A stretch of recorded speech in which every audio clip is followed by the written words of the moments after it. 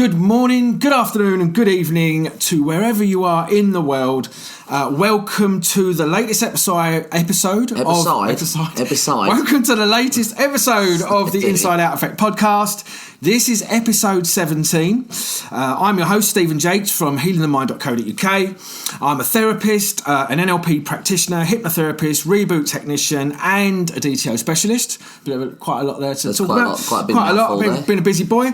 And to my left or to my right, depending if you're watching on Facebook Live or whether you're listening to it from the other side of the room or wherever, I have the refined and the eloquent and the probably the leading consumer of sweet and sour chicken, the lovely...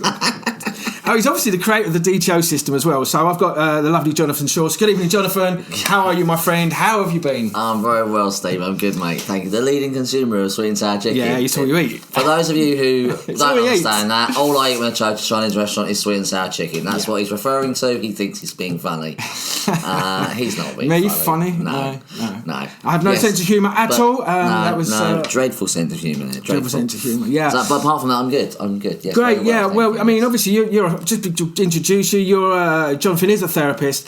He is an absolute expert in healing chronic pain, and he's also the author of the book Chronic Pain, the Decoding Pain: The Emotional Blueprint to Healing Chronic Pain. That's great. I got it wrong. I got it wrong again. You did it again. It's Decoding Pain: The Emotional Blueprint to Healing Chronic Pain Forever. That is true. The important bit there is forever. It is forever, yeah. Okay.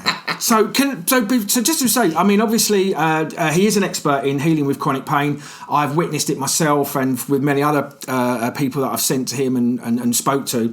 But can you just elaborate a bit more, really, on what the context of that actually means? What is the emotional blueprint to healing chronic pain? So, just want to tell the viewers and a little bit more about what it actually is. So briefly, in a nutshell, it's a little bit difficult to explain in 5 minutes, but I use the word emotional for the book because it's what people kind of understand, but it's not strictly emotional. It's more of a biological response. So it's not something mental or emotional we're going through. It's a biological response. And by that, I don't mean that we are having something biologically wrong with us. I mean that we are reacting biologically to something in our environment. So every part of our body, every organ in our body, every area of our body reacts biologically to something in our environment, and it alters its structure and its function based on the biological response. So the biological response for the shoulder, for instance, is an obvious one. It's a burden on somebody. It's feeling burdened by something.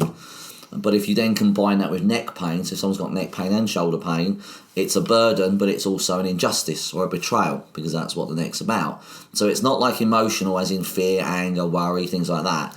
It's actually a burden and injustice.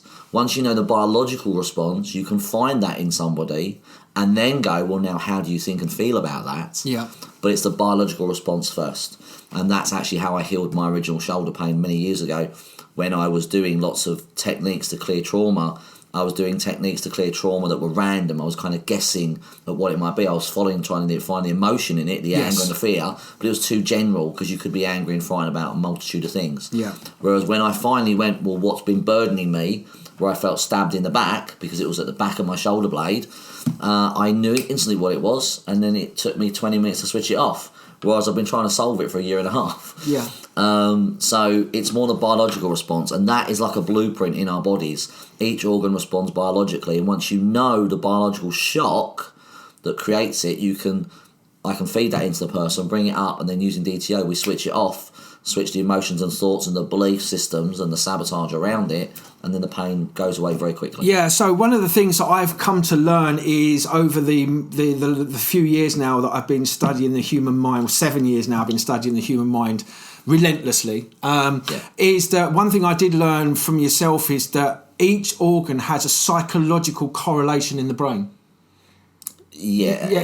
Biological. Yes, but it will actually have some representation to the body. Yes, so every part of your body is represented in your brain. Represented in your brain, yeah. Yes. That's okay. So that's what I was trying to say. But so, for example, I know many people have sciatica and deal with sciatica. And one of our friends phoned us last night when we was out having a meal, and he said he's got sciatica, and there is a blueprint to that. So do you want to just elaborate, really? So the biological response for sciatica is because it's a nerve. It's a territory issue. So your nerves are to do with your territory. It does involve self-worth a little bit. So if you've got sciatica, it's simply you feel stuck somewhere in your territory and you can't move forwards. You're stuck somewhere and you can't move forwards to do with your territory. And your territory could be your home, it could be your work, it could be your partner, it could be your favourite hobby or sport. You just feel stuck somewhere in your territory and you cannot move forwards. If it's trapped, depending on where the sciatic nerve is trapped, that's another piece of information. But the sciatic nerve can be trapped in 4 different places, so for me to explain that is irrelevant right now. But ultimately, the nerve being trapped itself is about feeling stuck and not being able to move forwards. Yeah, it's great. And then that's how, obviously, then traps the nerve, and that's how we experience sciatica. And that's why sciatica comes on. And that's why you're so successful in healing it in many people. So I will say on that, though, the other thing that does need to be done, you do need to release the sciatic nerve. This is one thing that therapists never do. I see sciatica all the time. I treat it. 90% of the time, it's very simple to treat. But other therapists, for whatever reason, do not know how to release the nerve. What you actually have to do first is release the nerve. Then you have to clear the shock to make sure it stays released. Or vice versa, clear the shock but then have the nerve released. I don't mean do a little bit of work around the muscles. I don't mean stick a few needles in to hope it... I mean actually manually release the nerve so it's no longer trapped anymore.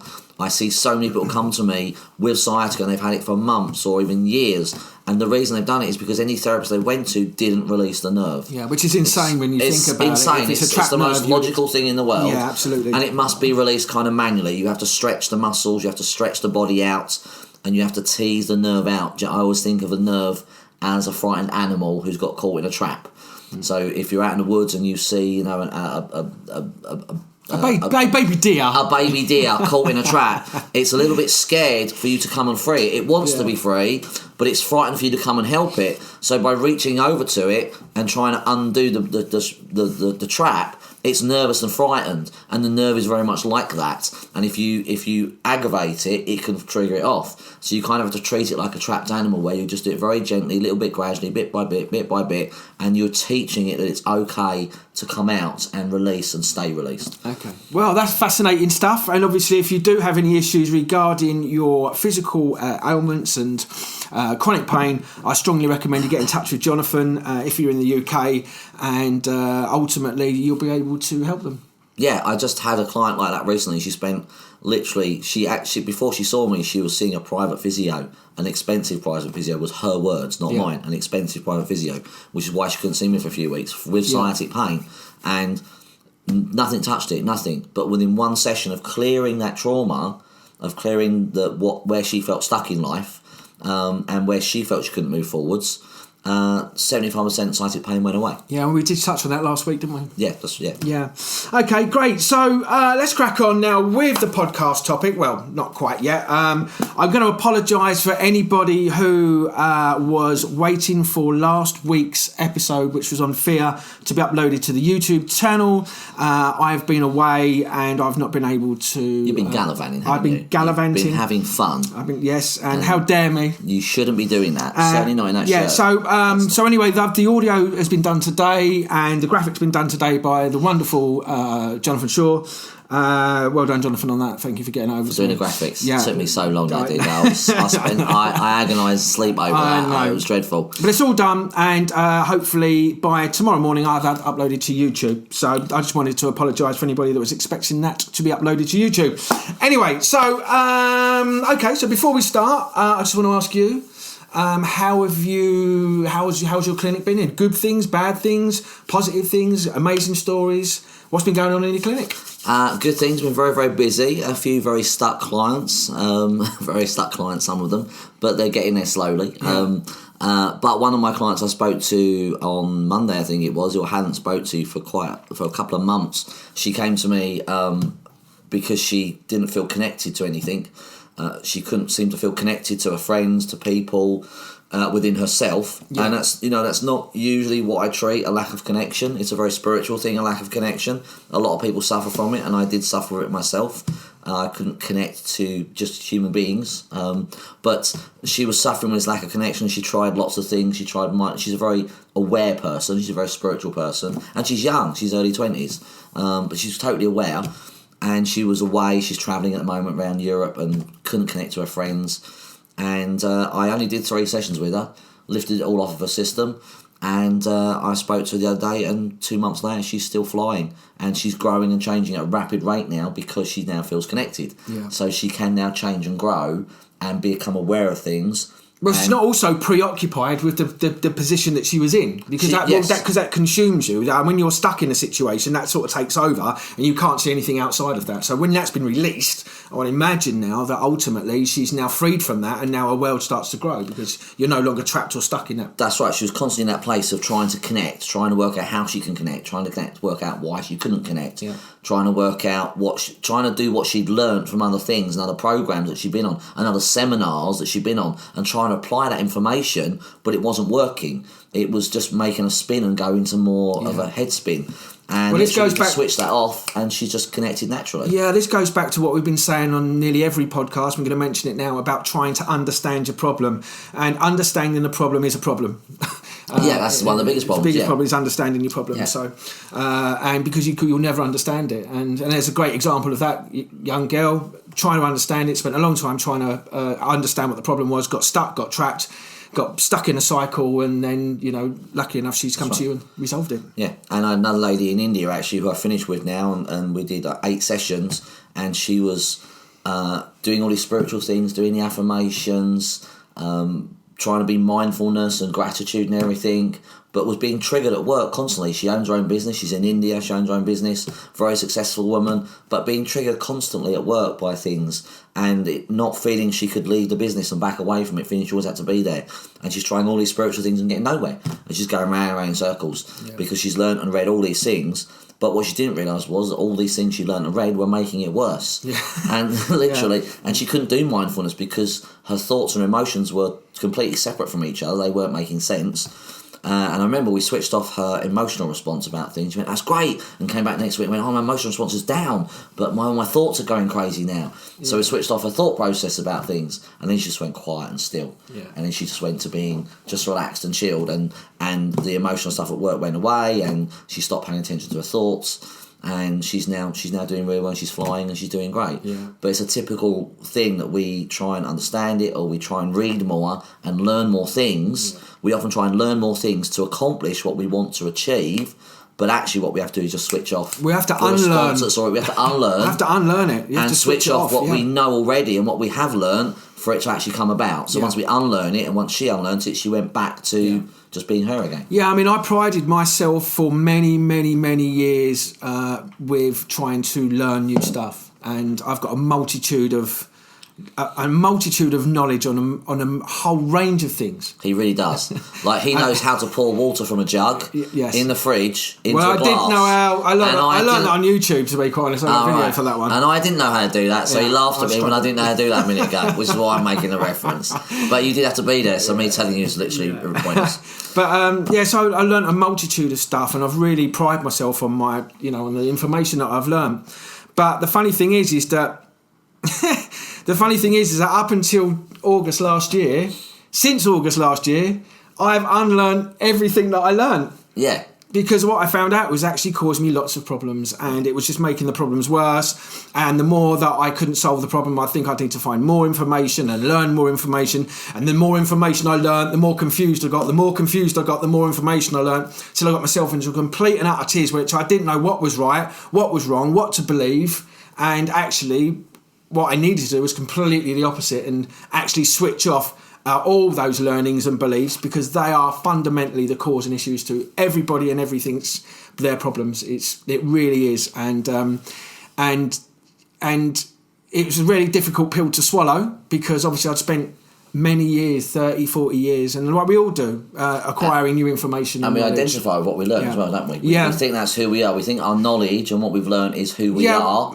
And that's why it can sometimes be difficult it goes to the two parts of the brain, the subconscious brain and the logical part of the brain. So the thing is we have two of us. So there's a fake us, the fake us, which is the us that goes out, who thinks who we are, what we learn, what we have, who we project to be, our egos, all the rest of it. So this is this learnt version of us where nearly the majority of people live from. But actually, that's what causes all the problem, because it isn't really in alignment with our true, authentic self, which is who we really are. Yeah. And so this is who we really are. And so there's so many issues and problems caused when the majority of people who are living from this projected version of themselves of how they want the world to view them, rather than who they really are, and that's where the big disconnect is. I fell victim to that. I wanted to project myself because that's what I was taught. I was taught that I had to be successful and I had to, be this sort of way, and I had to project myself and I had to be out there, trying to force my way in life, and learning new stuff would make me more powerful, more successful. But actually all it done was brought me pain and misery and suffering and hurt and disappointment, and that then facilitated more pain and suffering.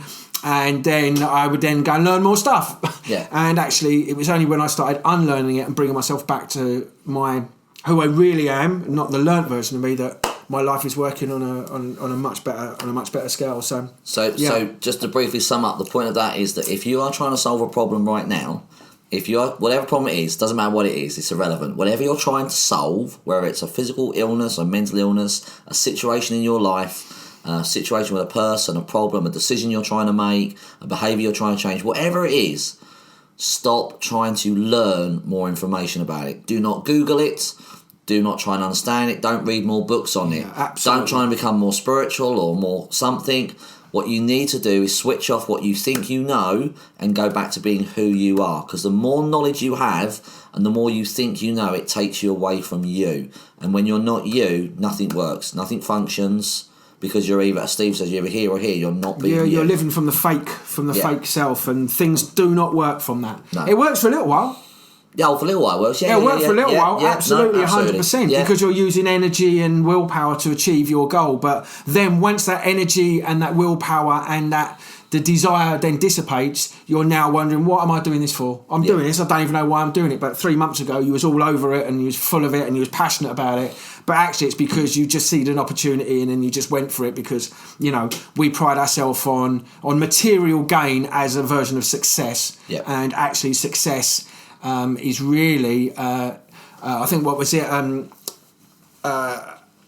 It's really about a progressive aim towards a goal. So if you're going towards a goal and you're being progressive towards that, that's what success is. Success isn't the end result of material gain and success. It's just that's an absolute illusion. But that's, and sometimes people reach their goal and still not be happy. Like I did. They'll get to you get to the goal and they won't actually be happy, because the goal that people think they want is not what they want. It's just they think if they reach their goal, they think it's going to make them feel a certain way. So it's the programming that if you've got the house, the car, and all your things, that's what happiness is. So that's what you aspire to have, because when you get there, that's what you have. But the problem is that you never get there because you're chasing it all the time, and it leads on to the next thing, the next thing, the next thing. And happiness isn't an object. It's a feeling. It's a feeling inside you. And that's the big you can't create a feeling inside you by something external, not that lasts for very long. Yeah. It's temporary, it won't be very long at all, and then you'll need to chase something else. Yeah. If you really want that happy feeling, you have to address the feeling, not the external. And this comes back to what we've seen people talk about things, and they're constantly trying to address their emotional response by something external to them. What was it? Someone gave me this example the other day about someone he knew was feeling overwhelmed, feeling completely overwhelmed. So she went to the doctor and said, "I'm feeling overwhelmed," and he gave her a pill. Well, the clue is in what she was feeling. It was feeling overwhelmed. That's a feeling. A little pill will not change that. You have to change the feeling. Yeah. This was insane behaviour, but this is what people do all the time. Yeah. The problem is that people don't think you can change the feeling, and they think a pill will do it. A pill will never do it. It will never last long. It's a temporary fix. Yes. If you have a feeling that's not working for you, overwhelm, exhaustion, anxiety, panic, worry, whatever it is, you have to address the feeling. That's the way. You need a tool that addresses the feeling, not something external to it. Yeah. Not more. I could say a lot more about it, and continue to say, address the feeling, not something external. Chase the feeling. I'm just going to let you rant on. Let me rant on. I'm going to sit here and smile. It was really, I was like, that's so frustrating because that's what people do. They never think they're not addressing the feeling. I thought it was only me that went off like that. No. But people don't seem to realise they're not addressing the feeling. No, they won't. The pill is not addressing the feeling. The smoking's not addressing the feeling. Yeah. The exercise is not addressing the feeling. Yeah. The nutrition the is not addressing the food, the feeling. The drugs, the sex, the retail therapy. None of it's actually dealing with the problem. You've got to address the feeling. Yeah. So once you do that, that's all DCO does. It addresses the feeling. Yeah. And we are aware that sometimes addressing your feelings can be scary, but that's because traditionally you analyse the feeling and you try and work it out. And that's not what we do. We just find the feeling, switch it off. I think most people don't like the feeling. What they'll do is they'll suppress it, avoid it, push it away, and then not think about it and go, oh, I've dealt with that. Yes, exactly. I've dealt with that. I've dealt with that. It's not there. And then when you start talking about it, go, no, don't talk about it. I don't want to talk about it. Well, why don't you want to talk about it? Because it brings up the feeling. Exactly. Well, that feeling that you've dealt with already. Exactly. Yeah. So anyway, so they're great. So good success for your clients. Yes, good successful. And have you had a good week? Because I know you've been away, but you have actually heard from 2 clients. Yeah. And had some. So there's a permanent successes with your 2 clients. 2 permanent successes, 2 amazing successes. They're sort of like, they're the crowning achievement of my career so far. Yeah. So I went on holiday. I had a lovely 4 days. I went to see my son in Ireland. I've got to say, Northern Ireland is what an amazing country. I didn't realise.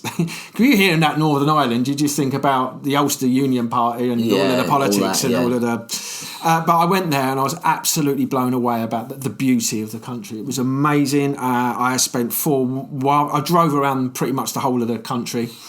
With my son, and I spent 4 days with him, and it was just great just to reconnect with him. I love him so much and I miss him so much, and so it was really great to just be with him and just that holding him, fighting him beating me up, and it's great. So I had a wonderful time there. I wonder what the bruise on your body was. Yeah, he didn't. He absolutely, as soon as I got there, he absolutely laid into me. It was like 5 or 6 months of pent up.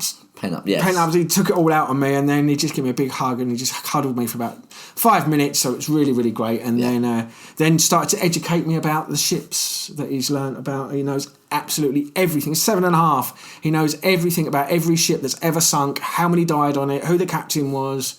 It just blew me away. I mean, he taught me stuff. It was great. And which I ended up taking him to the Titanic Museum.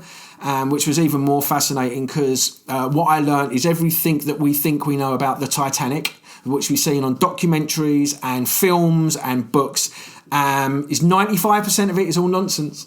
It's all made up nonsense. And when you actually get to speak to the tour guide in the Titanic Museum in Belfast, he basically tells you. Yeah. He basically leads you into situations. So who remembers that and who remembers it being... No, not true. Absolutely made up. All nonsense. Yeah. And it was an incredible... Anybody that's in Northern Ireland or going to Northern Ireland, I really, really, really recommend go to the Titanic Museum. It was absolutely mind-blowing and thoroughly recommend it. And it's the education that, this is my problem with education because it's all nonsense, and that's why I don't watch the TV, because, you would learn all that stuff about the Titanic from the TV and 95% of it's all fake and not real. It's just done for drama to get you to respond to it. So that was, but anyway, outside of that was really good. And I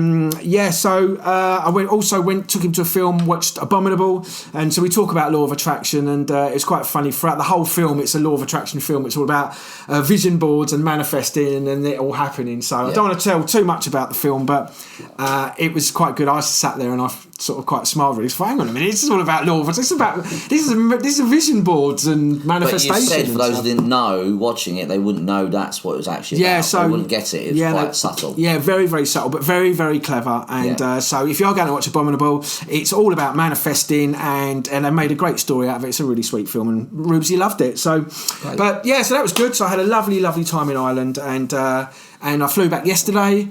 And I had a spa with you yesterday, and so so I've had a really busy day yesterday. Yes. And so anyway, it was really good, and I thoroughly enjoyed my few days out there. So, but before I left, I spoke about it in the last episode. I spoke about the guy who had epilepsy, and he came to me about it and asked me if I could help with him and switch it off.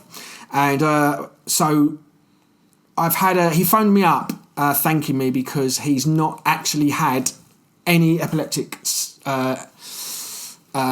seizures, attacks, episodes since he left here. That's amazing. So, and how long's that been? That's been 2.5 weeks. And how long would he have normally had a seizure for? Oh, it's been ongoing. He's had it since he was 9 in a skiing accident. Wow. So and that's incredible. He phoned me up. He basically phoned me up, and he wanted to take me out for a drink. He said, "Look, I need to take you out for a beer." That's all right. Someone's just attacking us. That's I need fine. to take you out for a beer. There's a ninja in the corner. He just sort of come out, getting ready to attack us. That's what you heard. That's fine. Yeah. So he phoned me up. Yeah, he phoned me up and he said, "I want to take you out a beer because he goes, because without you, I don't know what I would have done." Because he was in a really bad way. He was just so grateful and so thankful. He couldn't thank me enough. And I said to him, "Well, look, at the end of the day, you come to see me. It's just but he couldn't thank me enough, and it's absolutely changed his life in just 2.5 weeks." So that was an amazing for me because I just logically worked it out and went for it and solved the problem. Now think back a year and a half ago. Yep. Would you ever imagined being able to help someone achieve that in a really simple way? No. No. I wouldn't have even, after a year and a half ago, I wouldn't have even known what to do with anxiety. I would have just been like everybody else out there going, you need to go and see the doctor. Or if they're depressed, what are you depressed about? Just don't be depressed. Don't. Just don't. Stop it. Stop being depressed, But that's incredible for you to go from a year and a half of where you were stuck and then not only unsticking yourself, but actually being able to help someone get rid of their epilepsy and their anxiety in, let's say, 5 hours tops. I know it was actually a bit less, but 5 hours tops that he's had his whole life. That's amazing. And bearing in mind, I come from a marketing internet entrepreneurial background. He's not a therapist. I mean, he studied therapy, but he's never actually been a therapist until about a year and a half. Beginning of this year. Yeah. So January you started. January. So January it's now October. That's 10 months. So in 10 months he's not only gone from learning being a therapist, anxiety. He's actually helped someone switch off epilepsy. That's mind blowing to me that you've done that. That's incredible. I find it, like I said last week. Sometimes I find it difficult too easily, but I just find it. It's so intuitive for me. I can just now I've got the core fundamentals. I just believe I can solve anything. And like I said, so far I've not failed yet with anybody. I know I'm going to get some tough people coming along, but I haven't really failed yet. And it just proves that the system that you've developed works, and it also gives me confidence that I can go and I don't care what your problem is, whatever's going on for you, to a degree.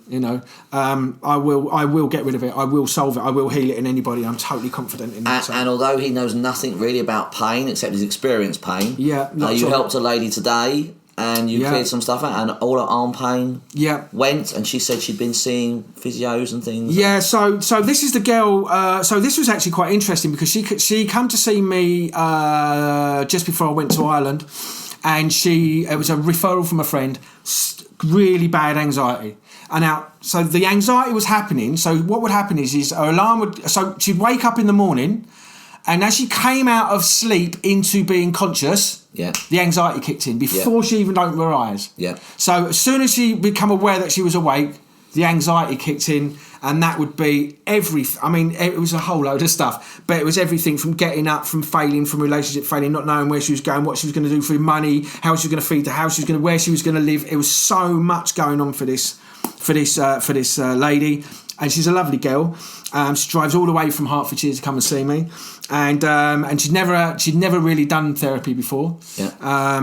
And she'd had a bit of counselling, but not really done any therapy. So when I told her what I was going to do, she sort of looked at me and said, "Yeah, right." It's like, because what we do is impossible. But anyway, so I sat down with her, and within about an hour and a half, I switched off the whole of anxiety. So I switched off all of the stuff with the relationship breakdown, so all of the depression and all of the sadness about the breakup of her relationship, but also all of the anxiety.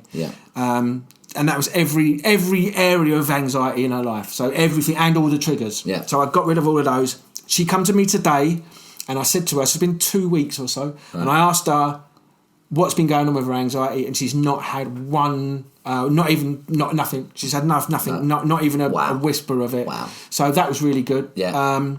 And that was the girl who then told me that she'd also healed. Her arm had healed. Yeah, her arm had healed. So she'd been seeing physios and she'd had doctors and she'd had loads of pain in her arm. She'd had it for 3 or 4 years. And all of a sudden, once I switched off some of the stuff that was related to the relationship breakdown, instantly her arm, she goes, my arm doesn't hurt anymore. It's like, so that was almost like a positive side effect. Positive side effect. That was a positive side effect of clearing out trauma.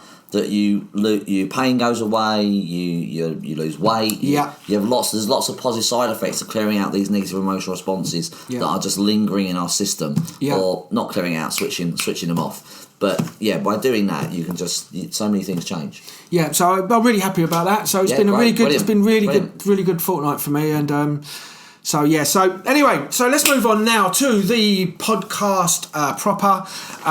The podcast proper is really it's the podcast proper. The podcast proper. What are you, Eric and Ernie? Yeah, where's the podcast proper? Podcast. So proper, the podcast now is like what I am. Yeah, exactly. Yeah. So this week's podcast is I'm all right, mate. It's everyone else. Is that what it? Yeah. Yeah, no, it's not me, mate. It's everyone else. It's everyone else. No, it's his fault. It is. Yeah, he done it. You made me feel like this. Yeah. It's not me. It's not me. It's everyone else. My girlfriend's such a bitch. It's all her fault. It's, honestly. My kids. They just do everything. They're just so annoying. Yeah, I know. It's the kids. It's the partner. It's the ex. It's the government. The government of bastards. It's my ex-boyfriend, my ex-girlfriend, my current partner. Yeah. It's the kids. It's the government. It's the school. It's the school teachers. Yeah. It's my next door neighbour. Yeah, it's you. None of it's me. It's you. No. I've got a problem with you. It's your fault. It's that shirt. It's bugging me. That shirt is getting on my nerves. I know, it's getting on my nerves too. Yeah, it's dreadful. Get it off.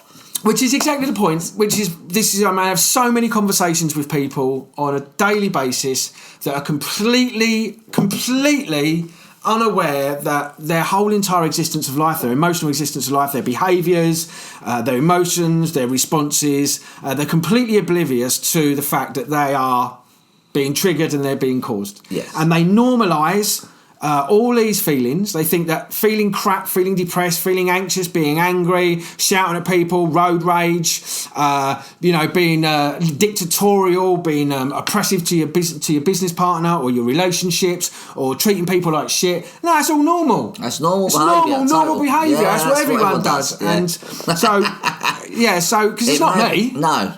It's not me. Like, I don't know why everyone's got the hump with me. Everyone seems to have the hump with me at the moment. Well, why do you think? Because of that. So we're going to go into this in a lot more detail today, because I fell victim, and I was very much like that. Yes. I used to blame everybody. It was never me. I had every excuse in the world not to do anything. I'd make up excuses when I didn't want to do anything. I would deny that I had a problem. Nothing was ever me. I was just full of the proverbial. Yeah. And I was as well. Same thing. I used to blame my dad for why he didn't love me. Yeah, and I used to think I didn't feel loved by him. It's me. It's who I am. Yeah. And this is so not true. And so we really want to talk about this in a bit more detail today, because it's loaded up in every TV programme that you watch.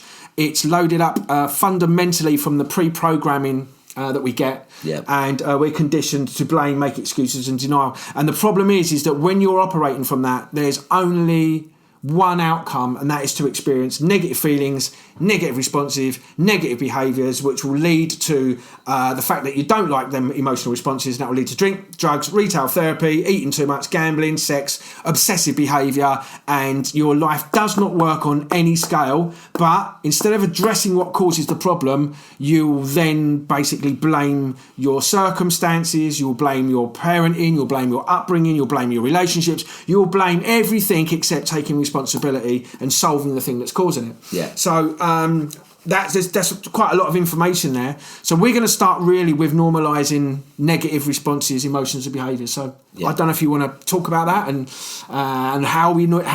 why do we normalise these behaviours and what impact does it have? Well, we say it's not normal. It's actually become the norm these days, unfortunately. Yeah. It shouldn't be this. Well, we don't believe it should be this way. And you wrote a great post there on Facebook about how you've learned since you've been doing this that we can have love in our lives. We can have good health. We can have everything's positive possible. Thoughts, and everything's possible. Yeah. But if I'd have asked you that 2 years ago, you'd have categorically denied it to me. Yeah, absolutely. In fact, you pretty much did when I originally met you in a restaurant in Chelmsford, a networking thing. But now, because you've seen it so many times and happens so often, you can now see that it's totally possible. And what's happened these days is we've become so bogged down with these negative responses that are being triggered constantly by TV, by media, by friends, by family, by life situations, that it's kind of become normal that we all live like characters in these Yeah, things. I mean, we think that being angry, being jealous, having resentment, being hateful, being judgmental, being critical, sulking, having a tantrum, whatever it is normal behaviour. Yeah. And that's part of who we are. And the problem is everybody, most people are doing this all the time. Yeah. Just go and have a look on Facebook and read the posts. Yeah. But they think it's who they are, and it's not who they are. It's learnt. It's learnt behaviour, or you've had a shock and it's put you into that mode, and you're in fight and flight. Either way, you're basically in fight and flight. You're not being you. So if you are angry, fearful, bitter, resentful, critical, you're in fight and flight. There's a biological response. It's only designed for if you're in danger, and I'm pretty sure for 90% of people watching this, 99%, unless you're that 1% somewhere in a war somewhere or in a dangerous place, 99% watching this, your life is not being threatened right now. So you don't need to be fearful, angry, critical, unkind, unloving. You don't need to be any of those things. And we've all done it, we've all experienced it. I've mentioned on this podcast many times, I used to get angry when I dropped my keys. I would literally shout at the keys, "John, what are you doing that for? I can't believe you did that." I didn't take responsibility myself for dropping the keys, which I was solely responsible for doing it, but I would blame the keys. This is a fight and flight state. It was completely insane. It is completely insane. Yeah. I no longer do this. But I'm giving an example of how sometimes petty it can be. And it can be really petty, or it can even feel very justified. And we can feel very justified in the way we feel. And what I would say about that is that we do, as human beings, have a right to experience everything. We have a right to feel every emotion that we feel, but only in the moment. Not a week later, 2 weeks later, 4 weeks later, a year later, 5 years later, 20 years later. Or experience them on such a high scale where, something so trivial, like, the little things. It's the little things that make me really angry. Yeah. No, it's not. It's not. It's not the little thing that's made you really angry. It's basically because you've accumulated these responses and you get so angry because it's actually about yourself. It'll be a self-worth issue. Yeah, absolutely right. Yeah, the intensity of what people feel things is way too much. Yeah. But again, it's you shouldn't. Once the moment's over, it should be let go of. Now, obviously, it's not quite that simple, but presence is the fundamental principle that I follow when I think about doing DTO and switching things off, is being present. And if someone's carrying something or having a severe response, like Steve says, then you're not being present and you're not being who you really are. And so it's then false. Yeah. But as Steve says, everyone thinks it's perfectly normal. Don't get me wrong, we are all human. We all make mistakes. We all fuck up. It's totally okay. But we shouldn't be carrying these things for life. And we shouldn't keep making the same mistake over and over again. That's what we do, and then think it's normal. And we try and make ourselves feel okay about it because we then think it's who we are.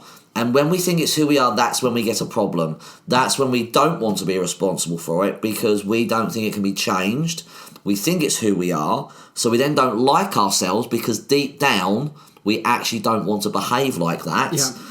And because deep down we're good people, but we have this conflict. Deep down we think we're good people, but then we react like this. Yeah. And that then creates conflict because we think our response is real, because we're taught our response is real. And the sad truth is it's not. Well, the truth is it's not real. The sad thing is we believe it, and so we don't do anything about it. But actually, you can switch that off and come back to being you. Yeah, I mean, one of the things that I've learned massively is that, all of the stuff that how I used to act, respond, once I switched that off, my life is so much more happier, peaceful, my relationships are better. And what I learned is that all of our emotional responses are disproportionate. Disproportionate to what's really going on. Yeah. And, for example, the whole road rage thing. I mean, it's insane. Why are you doing that? Yeah. Because it's not really about anything. No, it's just insane. It's just an insane thing to do.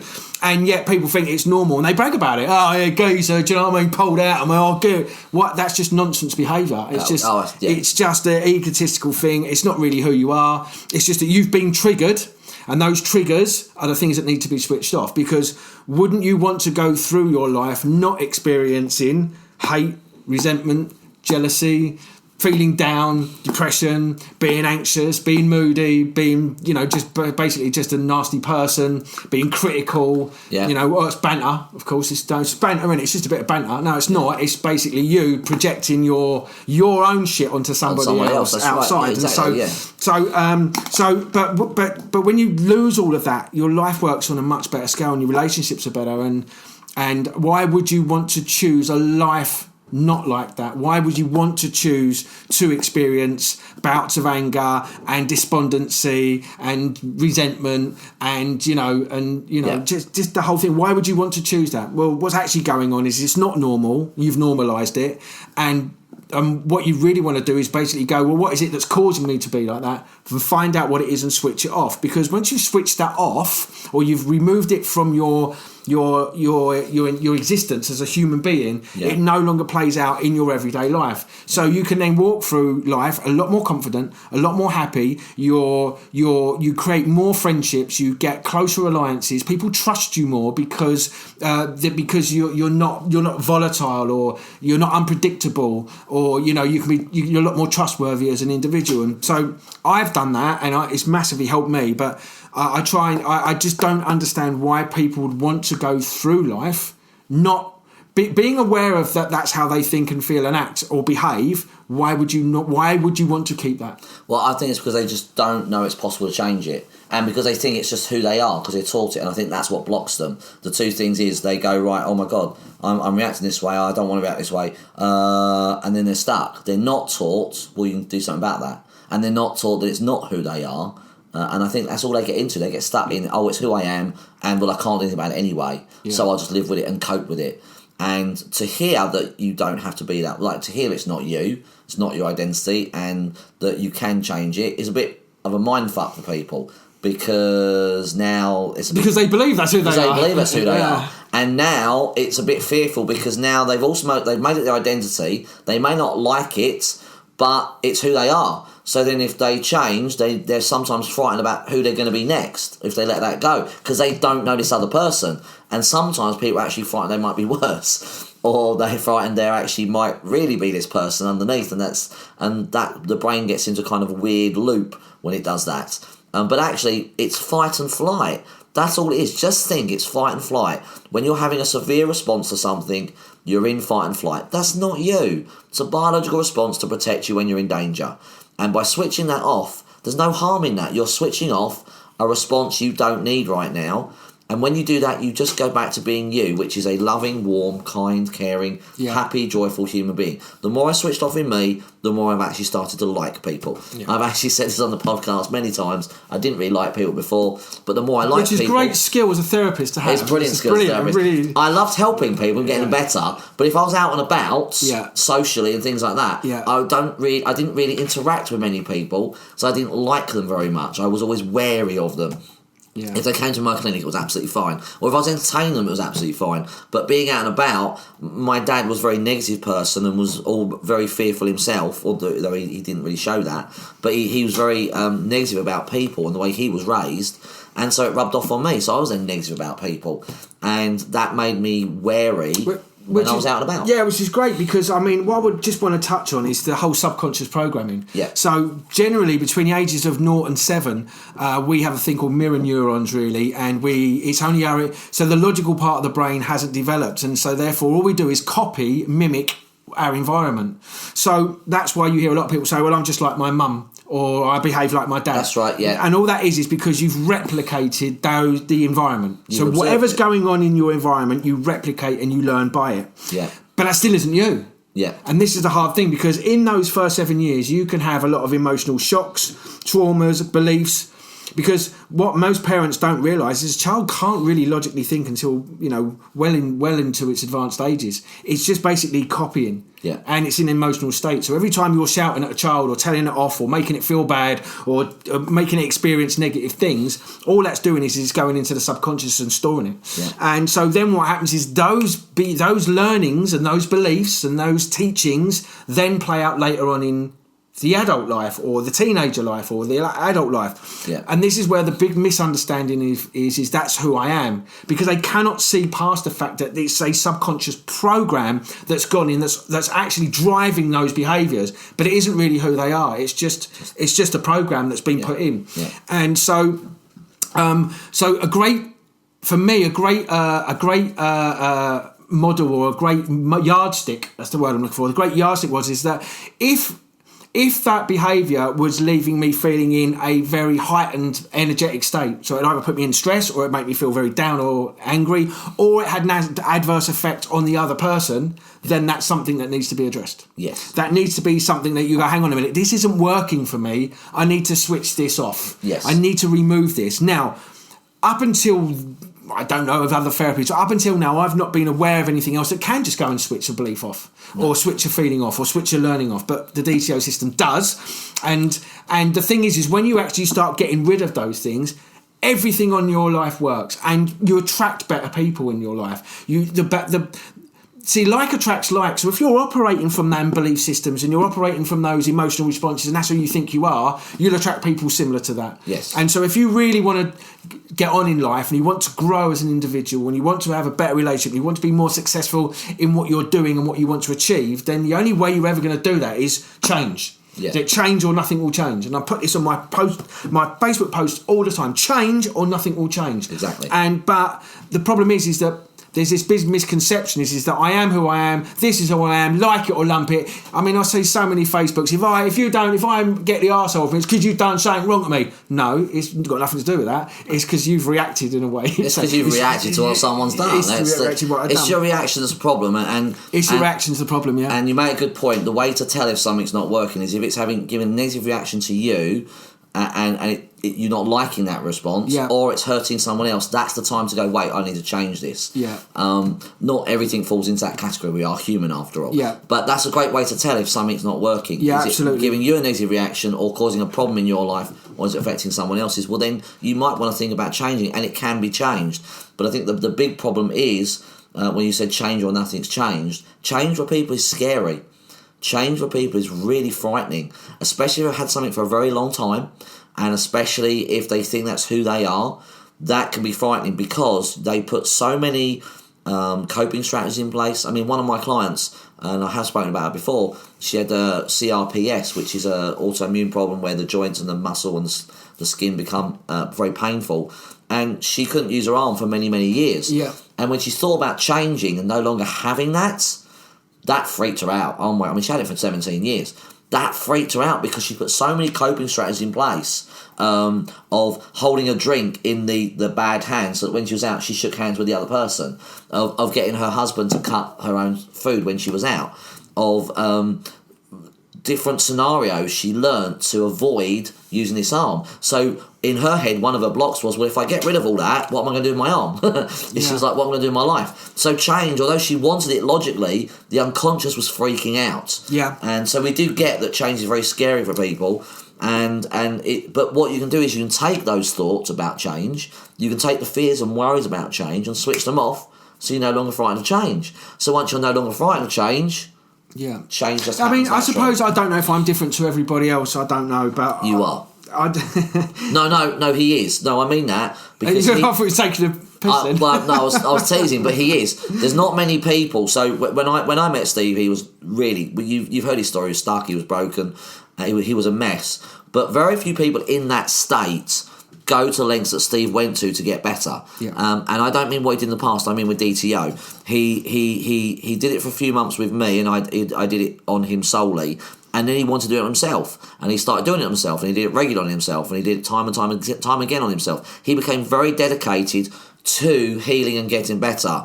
Now, part of that was because he'd found something that worked for him. Yes. So I get that. Yeah, so he was very excited at that point.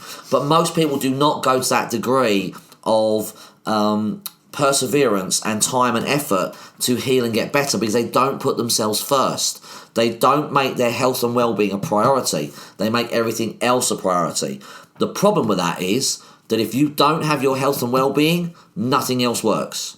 Yes, nothing. correct. You can't look after your kids. You can't take care of your partner. You can't do your job. You can't drive a car. You can't do anything. You can't have a healthy, loving relationship. No, you can't. You can't make money properly. You can't sleep well. You can't do anything unless you are in a good mental and emotional state. Nothing else functions around that. But everyone tries to do it the other way, as we described. But you suddenly realise it worked, and you want to clear everything, and you got really, really excited, which is great. But most people don't dedicate like that, and I wish people would. I see so many people in my clinic, and they find something that works, but they're just not dedicated towards their health and well-being. It's insane. Just gobsmacked, because why would you so?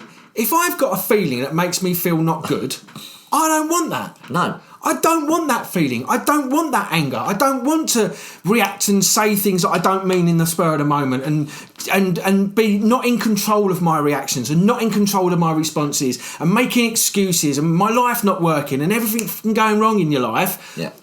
Why? For me, logically, I don't want it in my life. So I need to do something to sort this out. I need to change it. Now, why the rest of the population, or the majority of the population, don't think or act or feel that way, absolutely, it's mind-boggling. I don't understand why you would want to go around and feel and act and behave that way and just be okay with it. Is just beyond me. It's beyond me, and so maybe I am different, but for me, I just can't. I can't imagine what even now, I'm still switching and getting rid of stuff that, from the past. Certain things that come out, I don't like that, and that needs to go. Yeah. Because since I've done that, and change or nothing will change, my life has gone from -10 to 150 million. And that's in a really short period of time. Yeah. And then that's what's achievable. That's what's achievable. And why would you want to stay stuck and trapped in that? And I know there's guilt and shame and stuff sabotage. that sits and sabotage that goes underneath it. Yeah. But there must become a time or a point in your life when you go, do you know what? I've had enough of me. I've had enough of feeling like this, acting like this, responding like this. My relationship's not working, having failed relationships over and over and again, blaming everybody else. Because we said it before, you're present in every piece of shit that happens in your life.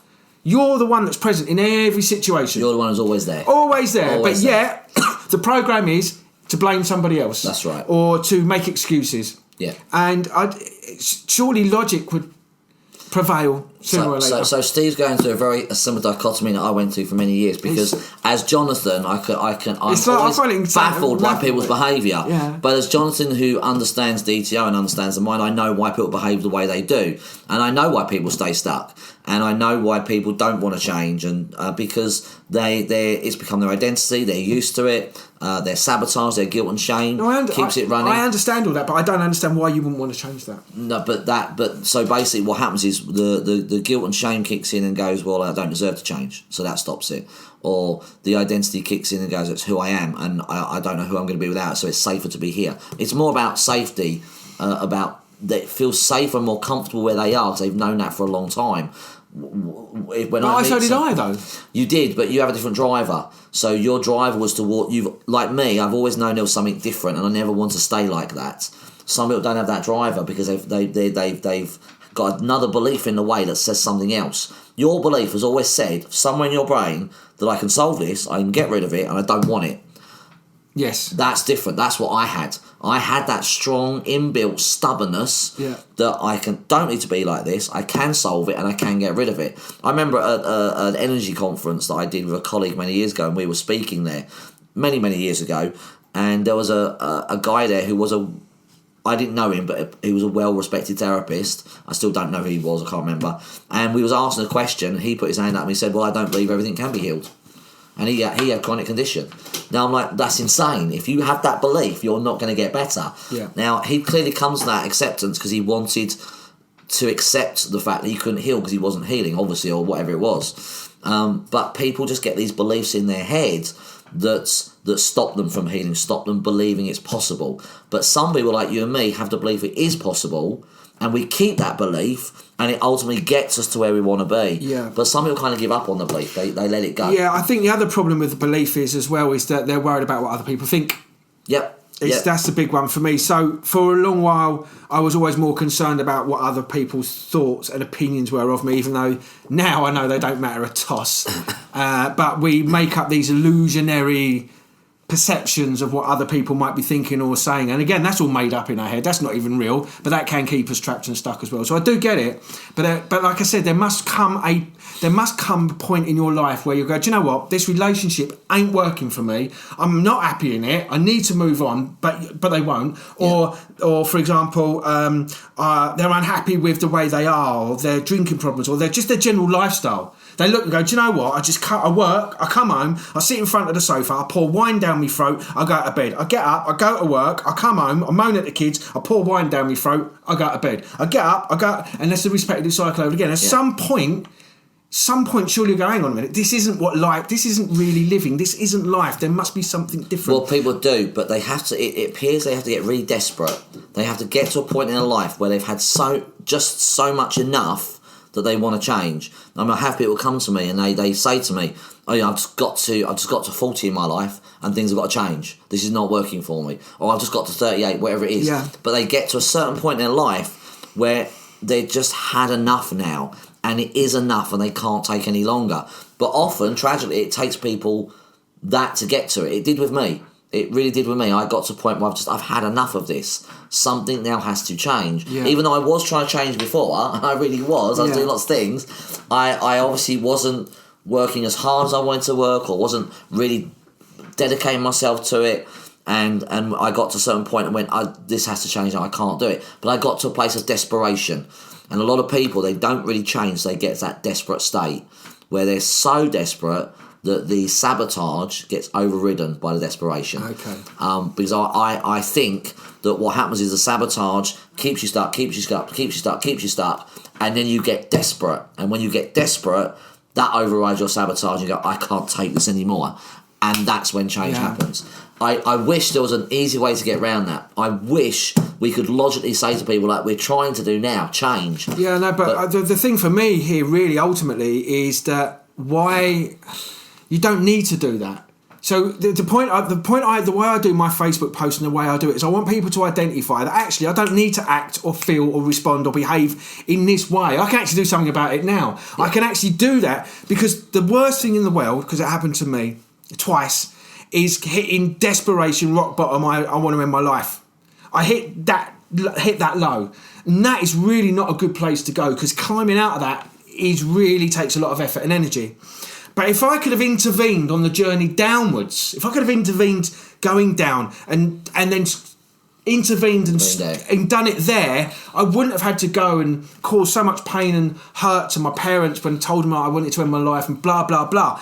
You can intervene it now, and then you can literally go back on an upward curve and your life starts to work with you. Yeah. So again, it still baffles me that and I get the sabotage thing, but the message I'm trying to sort of convey out is you don't need to wait until it does that. No, you don't, no. If you would just say, do you know what, actually that actually makes logical sense. All these geezers, all the blokes are, it's all logic. Well, you're not really showing much logic to me when you allow yourself to go down like that. They'll be really logical about, solving a computer program or building the latest app or telling somebody else how to solve their problem in a bar.